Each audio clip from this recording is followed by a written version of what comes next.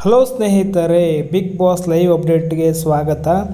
ಈ ವಾರ ಯಾರ್ಯಾರು ನಾಮಿನೇಟ್ ಆಗಿದ್ದರು, ಆಮೇಲೆ ಈ ವಾರ ಫಸ್ಟ್ ಆ್ಯಂಡ್ ಸೆಕೆಂಡ್ ಯಾರು ಸೇವ್ ಆಗಿದ್ದಾರೆ, ಅದ್ರ ಜೊತೆಗೆ ಬಾಟಮ್ 3ಯಲ್ಲಿ ಯಾರು ಉಳಿದಿದ್ದಾರೆ 2 ಜನ, ಅವರಲ್ಲಿ ಯಾರು ಹೋಗಬೇಕು ಅಂತ ಕಂಪ್ಲೀಟಾಗಿ ನೋಡ್ಕೊಂಬರೋಣ.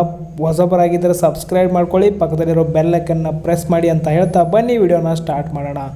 ಸ್ನೇಹಿತರೆ, ಇಲ್ಲಿ ಉತ್ತಮ ಈ ವಾರದ ಕಿಚ್ಚನ ಚಪ್ಪಾಳೆ ಯಾರಿಗೂ ಸಿಕ್ಕಿಲ್ಲ ಅಂತಲೇ ಹೇಳ್ಬೋದು. ಅದೊಂದು ಸ್ವಲ್ಪ ಪೆಂಡಿಂಗಲ್ಲಿ ಇಟ್ಟಿದ್ದಾರೆ, ನಾಳೆ ಕೊಡ್ಬೋದು ಅಂದ್ಕೊಂಡಿದ್ದೀನಿ ನನ್ನ ಪ್ರಕಾರ.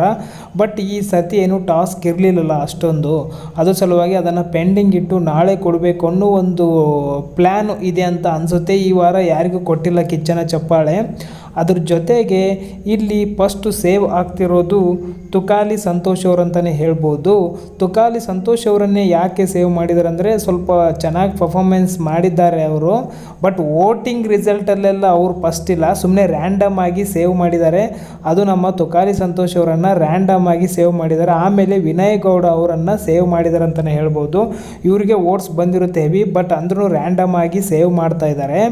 ಅದಾದ ನಂತರ ಇಲ್ಲಿ ಇನ್ನು ಬಾಟಮ್ 3ಯಲ್ಲಿ ಉಳಿದಿರೋದು ಮೈಕಲ್ ಮತ್ತು ಸಿರಿ ಮ್ಯಾಮ್ ಅವರು.